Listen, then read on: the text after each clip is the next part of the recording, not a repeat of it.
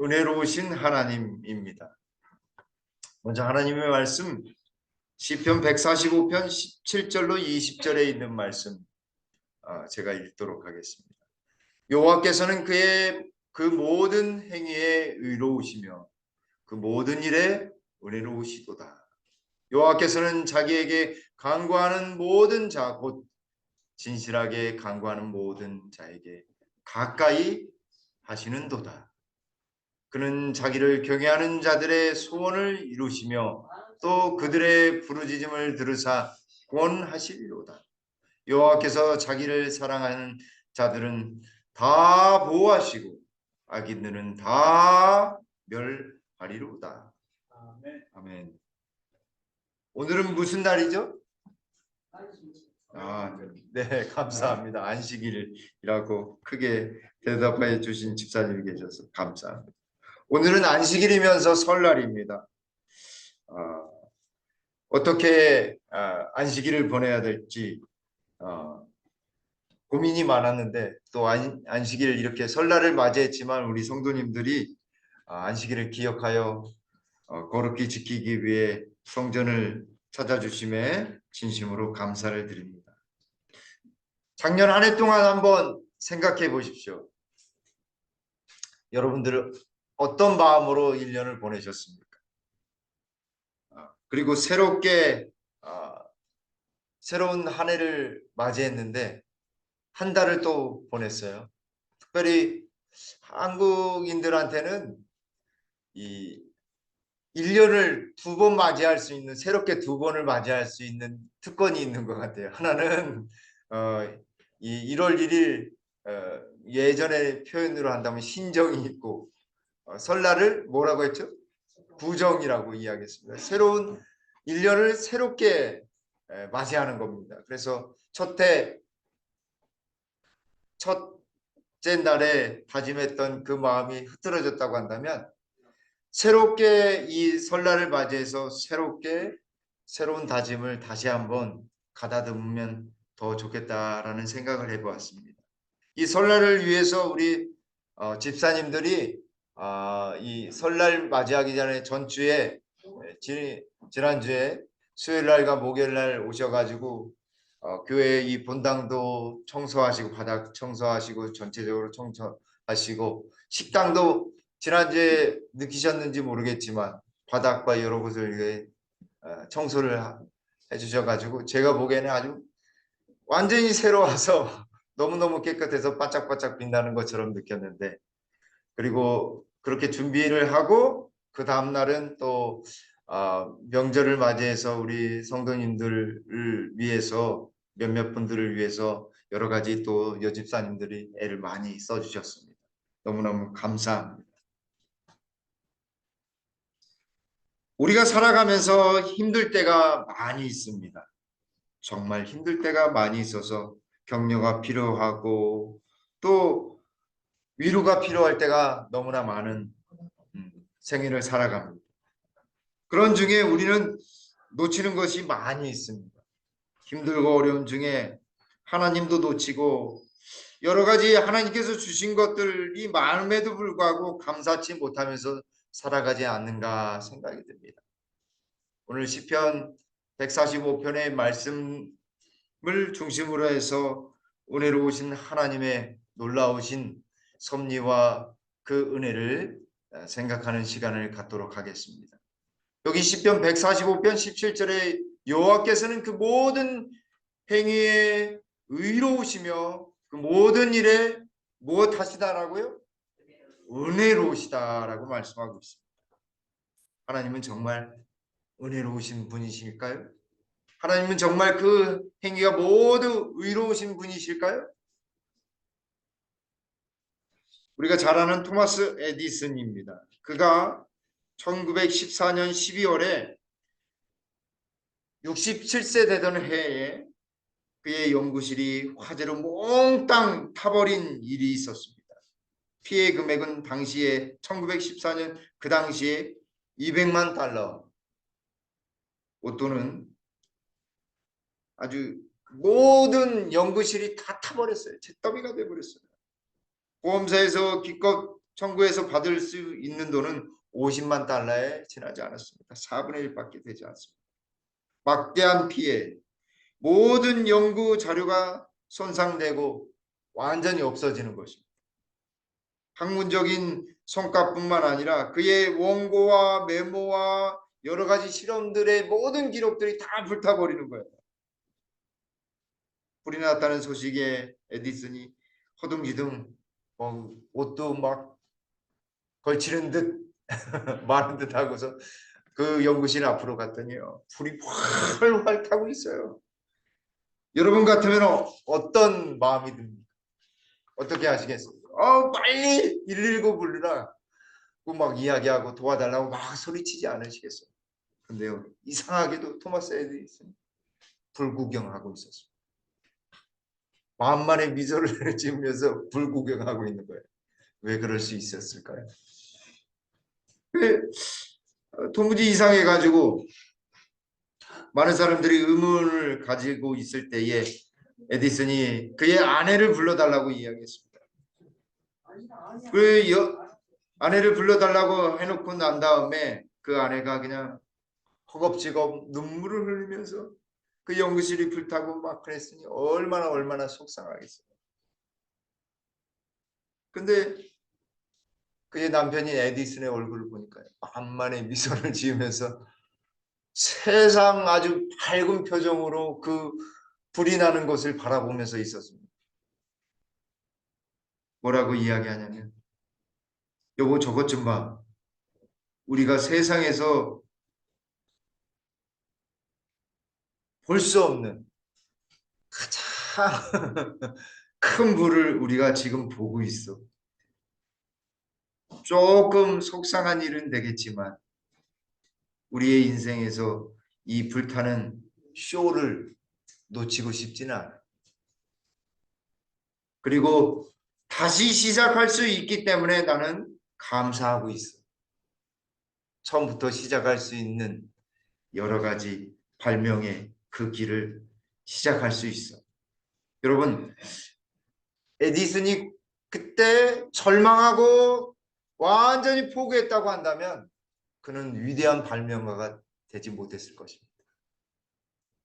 불행한 일, 좌절할 수 있고 슬픔이 있는 그 상황 속에서 에디슨은 다시 시작한다라고 하는, 영어로 뭐예요? New start. New start. 새롭게 시작하는 것입니다. 다시 시작하는 그 마음. 그의 나이 67세 되던 해였습니다. 67세 되면 어떻게 해야 돼요? 우리나라는 직장에 다녔으면요, 벌써 퇴직하고도 남았을 나이. 근데 에디슨은요, 다시 시작이라고 하는 단어를 67세 되던 그때 불이 나서 몽땅 타버린 그 상황 속에서 생각했다라고 하는 것입니다. 절망의 순간, 그 순간에 삶을 두드리는, 다시 시작할 수 있는 그 시작점을 생각했던 것입니다. 우리도 살아가면서 얼마나 힘겨운 일이 많습니까? 절망에 빠질 수 있습니다. 세상이 다 무너지는 것 같고 흑암이 완전히 두려우는 것 같은 그런 때가 얼마나 많습니까? 근데 하나님은 은혜로우신 하나님이시라는 사실을 꼭 기억하게 되길 간절히 바랍니다. 여기 하나님의 말씀 시편 103편 8절에 여호와는 긍휼이 많으시고 은혜로우시며 노하기를 더디하시고 인자하심이 풍부하시도다. 저는 하나님한테 정말 배우고 싶은 거 한 가지가 있는데 그게 뭐냐면 노하기를 더디하는 것입니다. 인내하는 것, 참고 견디는 것이에요. 그러면은 제 인생이 달라질 것 같은 그런 마음이 듭니다. 하나님은 참고 또 참고 하셔가지고 얼마까지 참으셨어요? 이스라엘 백성들을요? 490년이 맞춰지는 그때까지. 스테반이 죽음을 맞이해서 모든 이스라엘의 하나님의 백성의 육적인 그 은혜를 마치기까지도 참으시고 그 다음에도 그들을 참으셨어요. 왜냐하면 그들을 포기하지 않으셨기 때문에. 그들도 물론 선민의 백성의 언약 백성으로서 살아가는 것은 다 예언적으로 하나님께서는 어쩔 수 없이 포기하도록 만들어 놓으셨지만 그들도 아직도 그들에게도 구원이 있을까요? 없을까요? 예수님을 믿는다고 한다면 구원이 있는 것입니다. 하나님은 은혜로우신 하나님이십니다. 노하기를 더디하시는 하나님이십니다. 인자가 풍부하신 하나님이세요. 풍성하신 하나님이세요. 하나님은 언제나 은혜를 주시기를 원하십니다. 하나님의 섭리를 생각할 때 여러분 어떻습니까? 나의 삶을 되돌아왔을 때 하나님이 안 계셨다고 한다면 어땠을까? 아마 칠흑같이 어둠 속을 헤매고 있지 않을까? 긴 어두운 터널 속을 계속 가고 있지는 않을까 하는 생각을 해봅니다. 여러분, 하나님은요, 우리의 삶에 무엇을 행하시기를 원하시냐면 기적을 창조하시기를 원하십니다. 기적을 행하시기를 원하십니다. 시편 111편 4절에 그의 기적을 사람이 기억하게 하셨으니 여호와는 은혜로우시고 자비로우시도다. 이스라엘 백성들이 옛날 이스라엘 백성들이요. 애굽에서 나올 때에 열 재앙을 맛보았습니다. 근데 사실은 그 애굽에는 열 재앙이지만 이스라엘 백성들에게는 그 열 재앙이 무엇이었습니까? 기적이었습니다. 기적. 놀라운 하나님의 역사였습니다. 하나님의 놀라우신 역사예요. 우리의 삶을 되돌아봤을 때 하나님이 기적같이 우리를 돌보시고 인도하신 것을 생각해 보시길 간절히 바랍니다. 정말 그러셨죠? 기적과 같은 일들을 통해서 우리를 인도하신 것을 우리는 기억할 수 있는 것입니다. 여호와 하나님은 은혜로우시고 자비로우신 분이십니다. 신앙의 자유를 위하여 메이플라워에 자기의 몸을 싣고 영국에서부터 미국으로 향했습니다. 그리고 가면서 많은 사람들이 죽었습니다. 그리고 도착한 사람들은 몇 명 되지 않았습니다. 그들이 모여서 가장 먼저 지은 것이 뭔지 아십니까? 그 청교도들이 집도 아니었습니다. 학교도 아니었습니다. 하나님께 예배드릴 교회를 가장 먼저 지었습니다. 자신들의 삶의 역경 속에서 신앙의 자유를 향해 나아갔을 때 그 고난이 얼마나 이루 말할 수 없는 고난을 겪었는지, 그럼에도 불구하고 그들은 그들에게 섭리해 주신 하나님의 놀라우신 은혜에 대하여 감사하며 교회를 지은 것입니다. 살아있는 것도 사실은 살아있는 것 자체가 기적입니다. 우리가 눈으로 보는 것도 사실은 기적이에요. 우리가 움직이는 것도 기적이에요.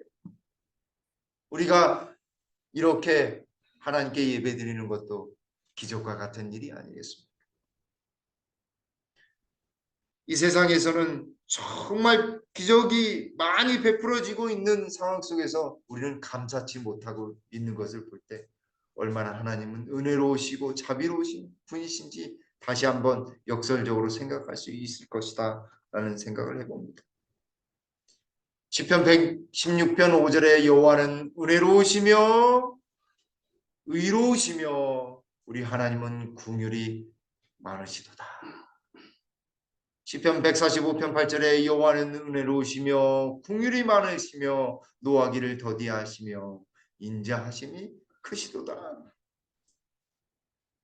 여기 145편 8절과 시편 116편 5절의 말씀에 은혜롭고 긍휼이 많으시다라고 했는데 두 가지가 좀 차이가 있습니다. 여기 보시면 116편 5절에는 은혜로우시며가 있고 145편 8절에는 뭐가 더 있어요? 네, 긍휼이 많으신 것에 대해서는 똑같이 표현하고 있는데 노하기를 더디하시며 인자하심이 크시도다라고 이야기하고 있습니다. 하나님의 의로우심은요. 끝까지 인내함, 끝까지 공평을 추구하시는 분이십니다. 그리고 끝까지 사랑으로 우리를 인도하심에 그 은혜로우심이 있는 것입니다. 그래서 하나님은 노하기를 더디하시고 인자하심이 크시도다라고 시편 기자는 이야기하고 있는 것입니다. 하나님은 우리의 죄를 사해 주시며 우리의 연약함을 아시기 때문에 우리가 무엇이 필요한지를 아십니다. 우리의 죄 때문에 무엇을 주시기를 원하시냐면 의로우심을 주시기를 원하십니다.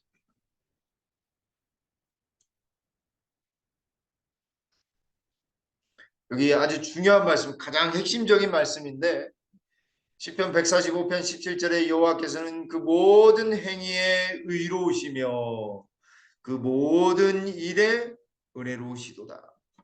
근데 이 말씀에 이 행위에 그 모든 행위라고 했을 때 이 행위는 직역을 하면 길입니다. 하나님께서 그 모든 길에 의로우시며 우리가 가야 될 모든 길에 대하여 하나님은 계획이 있으실까요? 없으실까요? 있으십니다. 네, 하나님은 어떠한 길을 우리가 가기를 원하실까요? 가장 의로운 길. 그 길은 누가 가신 길일까요? 네, 예수님이 가신 길입니다. 그분이 하신 그 행위대로 십자가의 그 길을 따라 행하시는 분, 여호와 하나님은 의로우신 하나님이십니다. 그분의 행위는 의로우신 것입니다. 그리고 여기 그 모든 일에라고 했을 때 그 일은 행위와 행사를 이야기합니다. 특별히 어떤 작은 일이라기보다는 놀라운 사건을 이야기하는 거죠. 기적과 같은, 섭리와 같은. 어떻게 이런 일이 있을까? 하나님이 우리를 도와주시는 일. 궁극적으로는 우리를 구원하시는 일까지 포함하는 단어로 쓰여집니다. 그러므로 시편 기자는 여호와는 그 모든 일에, 그 모든 기적 같은 일에, 우리를 구원하시는 그 일에 대하여 하나님은 은혜로우시다라고 이야기합니다. 근데 그 은혜롭다라고 하는 단어의 의미는 하나님은 친절하시고 신실하신 분이시다라고 하는 뜻을 가지고 있는 것입니다. 하나님의 은혜는요, 언제나 친절하고 따뜻해요. 하나님의 은혜는요, 언제나 변함없이 신실합니다. 바람에 날리는 깃발처럼 이리 갔다 저리 갔다 막 변하는, 마치 이게 죽이 끌어가지고 펄펄 죽이 끌어서 요란하게 이제 변형되는 그런 우리의 마음과 같지 아니하시고요. 하나님은 그 은혜를 신실하시고 굳건히 변함없으시게 우리에 대하여 그런 마음으로 은혜를 베풀어 주시는 분이 바로 우리 하나님이십니다. 얼마나 하나님은 은혜로우신 분이세요. 그 은혜로우신 그 하나님은요, 우리를 가까이 하시는 분이십니다. 여호와께서는 자기에게 간구하는 모든 자, 곧 신실하게 간구하는 모든 자에게 가까이 하시는 도다. 아멘. 하나님께 나아가서 신실하게 간구하는 사람, 이루 말할 수 없이 사람에게는 위로받을 수 없는 그 아픔과 고통과 곤욕과 정말 울분과 그 한을 하나님께만 아뢰 수 있는 그것이 있어요. 뭔가 있어요. 그렇게 진실하게 간구하는 자를 하나님은요, 버려두지 않으신다는 사실. 하나님은요, 가까이 하시는 분이세요. 가까이 합니다. 이 그림처럼 기도하는 자에게 우리 예수님 찾아오셔서 품어주시고, 그래, 내가 필요한 게 무엇인지 안다. 너무 힘들어하지 마. 내가 여기 옆에 있다. 내가 너와 함께할 가까이 하시는 분이세요. 얼마나 하나님은 은혜로우신 분이십니까? 민수기 16장 9절에 이스라엘의 하나님이 이스라엘 회중에서 너희를 구별하여 자기에게 가까이 하게 하사 여호와의 성막에서 봉사하게 하시며 회중 앞에 서서 그들을 대신하여 섬기게 하심이 너희에게 작은 일이겠느냐. 레위 족속들에게 하신 말씀. 다른 백성들과 다른 지파와 달리 그들은 하나님과 구별을 되어서 하나님과 가까이 하는 일을 하게 되었습니다. 성막 성소에 나와서 봉사하는 일을 하게 되었습니다. 사랑하는 성들, 하나님과 가까이 하시기 위해 이렇게 안식일에 설날이지만 오신 여러분들에게 하나님의 은혜가 풍성히 임하게 되기를 간절히 바라겠습니다. 하나님의 이 가까이 하시는 점, 우리를 구별하시는 거예요. 거룩하게 만드시는 거예요. 그러니 하나님은 은혜로우신 하나님이십니다. 신명기 4장 7절에 우리 하나님 여호와께서 우리가 그에게 기도할 때마다 우리에게 가까이 하신과 같이 그 신이 가까이함을 얻은 큰 나라가 어디 있느냐. 대체 너희같이 기도할 때마다 하나님이 가까이 하셔서 많은 것을 채워주시고 인도해 주시며 가나안 땅까지 이르게 하신 분이 누구시냐라고 모세가 이야기하고 있는 것입니다. 우리가 기도할 때마다 하나님은 가까이 하셔서 우리의 필요를 채워주시는 분이십니다. 하나님께서는 우리가 기도할 때마다 우리와 가까이 하셔서 우리를 인도하시고 도우시는 분이시다라는 사실을 온전히 이해하게 되길 간절히 바랍니다.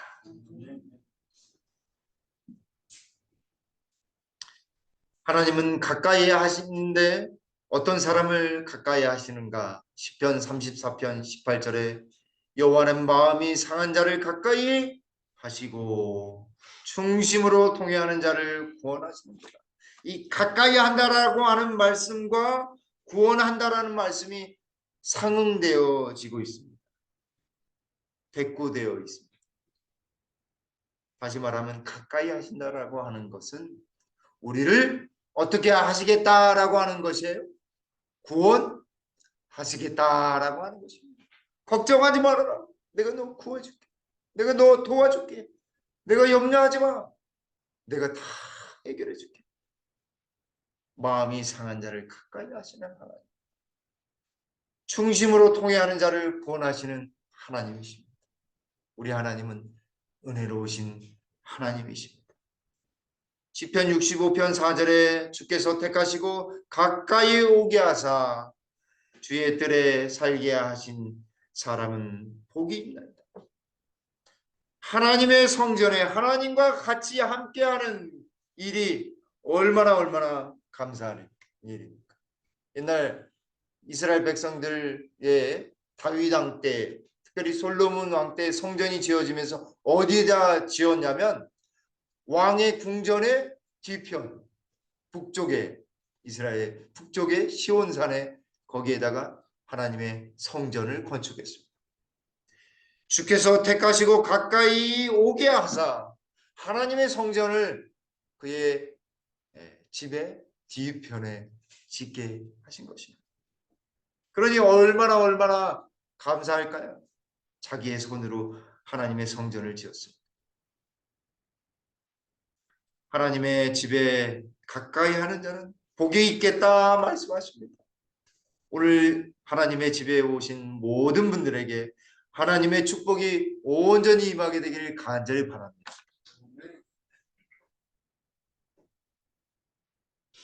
기도는 친구들에게 하는 것처럼 하나님께 마음을 터놓는 것이다. 믿음의 눈은 하나님께서 매우 가까이 계심을 깨달으며 기도하는 자는 자기에 대한 하나님의 사랑과 하나님의 돌보심에 대한 확실한 증거를 얻게 된다. 아멘. 우리가 어떻게 하나님께서 가까이 하신다는 것을 체험하고 느낄 수 있을까요? 일상 속에서요. 기도가 그런 것입니다. 기도할 때 하나님이 우리와 매우 가까이 계심을 깨닫게 되는 것입니다. 기도할 때 하나님의 사랑과 하나님의 돌보심이 확실하다는 것을 더욱 명확히 체험하게 되는 것입니다. 주께서는 모든 사람의 마음을 아시며 정직한 자의 기도는 그가 기뻐하신다. 기뻐하신다. 우리의 마음 하나님이 너무 잘 아십니다. 우리의 아픔과 고통 속에서도 하나님은 그 아픔도 다 아시기에 무엇하도록 만드시냐면 우리가 기뻐하도록 만드는 거죠. 세상 염려 너무 걱정하지. 세상 염려 너무 걱정하지. 저 하늘까지 정말 진정한 기쁨이 있는 곳으로 같이 함께 가자. 우리가 기도할 때마다 우리에게 성령을 통해서 우리에게 말씀하고 계십니다. 하나님은 또한 우리를 구원하시는 하나님이십니다. 시편 145편 19절에 그는 자기를 경외하는 자들의 소원을 이루시며 또 그들의 부르짖음을 들으사 구원하시리로다. 아멘.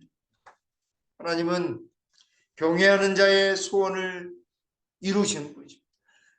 그 기도를 들으시고 성취하시고 이루시는 분이 우리 하나님이십니다.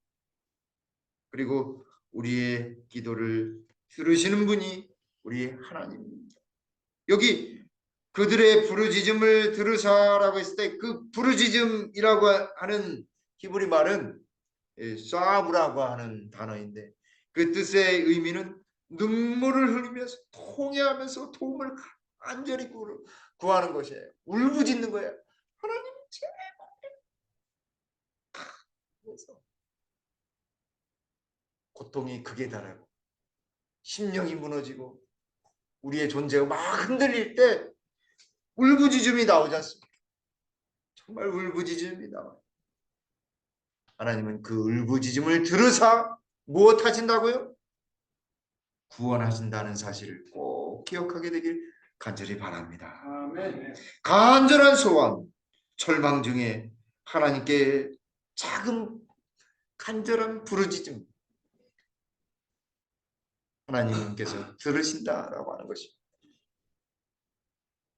저는 이상하게도요. 저희 아이들이 어렸을 때 갓난아기였을 때 울음소리만 들어도 얘가 기저귀에 시했구나. 얘가 배가 고프구나. 얘가 좀 어디가 불편하구나. 그거를 울음소리로 파악할 수 있겠더라고요. 저희 집사람한테 이야기했더니 그 거짓말이라고 처음에는 안 믿더니 제가 이렇게 증명을 해주니까 얘 오줌 쌌나 보다. 딱 펼치면 진짜 오줌. 하나님은요 우리의 작은 시름소리에도 귀담아 들으십니다. 뭐가 불편한지 뭐가 이상이 있는지 아기의 울음소리에 엄마 아빠가 반응하듯이 그 세미한 그 음성 속에 담겨진 많은 뜻들을 해석하고 이해하는 건 엄마 아빠밖에 못해요. 아빠밖에 못하는 거죠. 근데 우리 아버지 하나님은요 그걸 다 이해하시고 인도하신다는 사실입니다. 정말 우리의 삶이 정말 힘들고 고난이 많은 인생입니다. 그러나 하나님이 계시기에 절망하지 마십시오. 희망을 가져야 하는 것입니다. 하나님이 도우실 것입니다. 우리의 소원을 이루시고 우리의 부르짖음을 들으십니다. 열왕기상 8장 43절에 주는 계신 곳 하늘에서 무엇 하신다라고요? 들으시고 하늘에서 들으시고 이방인들이 주께 부르짖을 대로 이루사 땅의 만민이 주의 이름을 알고 주의 백성 이스라엘처럼 경외하게 하시오며라고 말씀하십니다. 하나님께서 하늘에 계시지만 그 하늘은 정말 먼 곳이지만 우리의 기도가 울려 퍼지기도 전에 바로 하나님은 귀담아 들으시는 분이십니다. 우주가 물리적으로는 너무 길지만 그 물리적으로 긴 그 거리 속에서도 우리의 기도는요, 그 거리를 초월한다는 사실입니다. 하나님은 하늘에서도 우리를 의 기도를 들으시는 분이십니다. 시편 85편 9절에 진실로 그의 구원이 그를 경외하는 자에게 가까우니 영광이 우리 땅에 머무르리이다. 우리가 기도하고 하나님을 경외하면 하나님 가까이 하시며 하나님의 임재가 온전히 우리의 땅, 우리의 삶에, 우리의 삶 속에, 우리의 마음 속에 온전히 거하시는 것입니다. 머무르시는 거예요. 이사야 33장 6절에 내 시대에 평안함이 있으며 구원과 지혜와 지식이 풍성할 것이니 여호와를 경외함이 내 보배니라. 내 보배니라. 하나님을 경외하는 것만큼 보배로운 일이 어디 있습니까? 하나님을 경외하는 일이 정말 우리에게는 큰 특권이요 감사할 일입니다. 그분이 구원을 주시고 지혜를 주시며 지식을 주십니다. 그리고 평안의 시대를 살게 하시는 것입니다.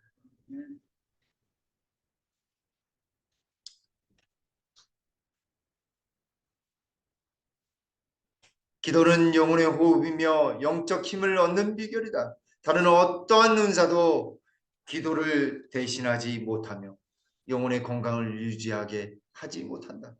기도는 사람의 마음을 생명의 샘이신 그리스도와 접촉하게 하며 영적 경험을 더욱 튼튼하게 한다. 청년에게 보내는 기별 249쪽에 있는 말씀입니다. 다른 어떤 은사도 어떤 능력도 우리가 가지고 있는 어떤 능력이라 할지라도 기도를 대신할 수는 없는 것입니다.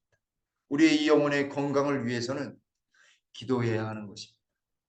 그럴 때 하나님께서 특별히 우리 그리스도와 접촉하게 되어서 생명을 경험토록 하게 되는 것입니다. 마른 샘에 생명력 있는 그 물이 부어지는 것입니다. 영적인 경험을 하게 되는 것입니다. 마지막으로 하나님은요, 어떤 분이시냐면 우리를 보호하시는 하나님이십니다. 우리를 지키시는 하나님이세요. 시편 145편 20절에 여호와께서 자기를 사랑하는 자들은 다 어떻게 하시고요? 보호하시고 악인들은 다 멸하리로다. 하나님은 우리를 보호하십니다. 다 보호하십니다. 보호자라고 하는 뜻을 아시죠? 보호자. 법적으로 보호자는 무엇 하는 사람이에요? 법적으로 책임지는 것입니다. 양육서부터 모든 것을 다 책임지는 사람이 보호자입니다. 그 부모님들이 자녀의 보호자가 되는 것처럼 하나님도 우리의 보호자가 되십니다. 모든 것을 책임지시는 분이시라는 사실입니다.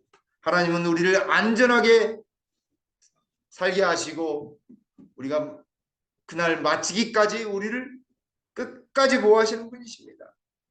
시편 5편 11절에 그러나 주께 피하는 모든 사람은 다 기뻐하며 주의 보호로 말미암아 영원히 기뻐 외치고 주의 이름을 사랑하는 자들은 주를 즐거워하도다.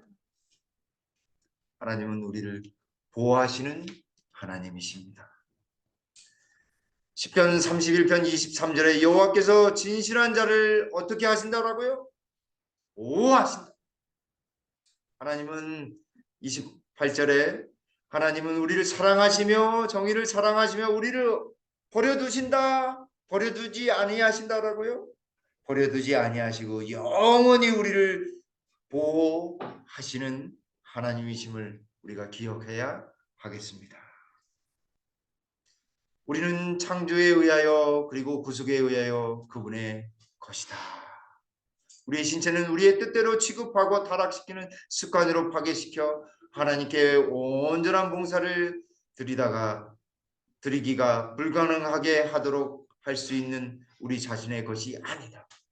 우리의 생명과 우리의 모든 기능은 그분께 속해 있다. 그분께서는 매 순간마다 우리를 보호하신다. 하나님은 우리를 보호하시는 분이십니다. 시편 121편 4절에 이스라엘을 지키는 이는 졸지도 아니하시고 주무시지도 아니하시리로다. 장렬하는 태양 속에 장대비 같이 내리는 빛 속에서 어미새가 아기새를 돌보기 위해 자신의 날개를 펴서 움직입니다. 이것이 하나님의 마음입니다. 이것이 어머니의 마음이요 아버지의 마음. 이 말씀으로 말씀을 줄이겠습니다. 이사야 31장 5절 말씀. 새가 날개치며 그 새끼를 보함같이 나 만군의 여호와가 예루살렘을 보호할 것이라. 그것을 호위하며 건지며 뛰어넘어 구원하리라 하셨느니라. 우리를 보호하시는 놀라우신 주님의 은혜가 우리 성도님들 개개인마다 그 가정마다 풍성히 임하게 되기를 간절히 바라면서 말씀을 줄이겠습니다.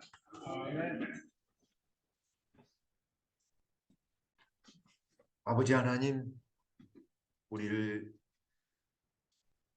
지켜주시고 보호해 주시며 구원해 주셔서 주님 감사합니다. 주님의 은혜로움, 그 은혜로우신 그 하나님을 매일 만나며 하나님께 기뻐하는 우리 모두가 되도록 인도해 주시옵소서. 이제는 무한하신 아버지 하나님의 풍성하신 사랑과 예수 그리스도의 탐없는 온전하신 은혜와 성령의 감동하심이 여기에 머리 숙인 주님의 백성들 위해 영원히 함께하시기를 우리 구주 예수님의 이름으로 간절히 축원드리옵나이다. 아멘.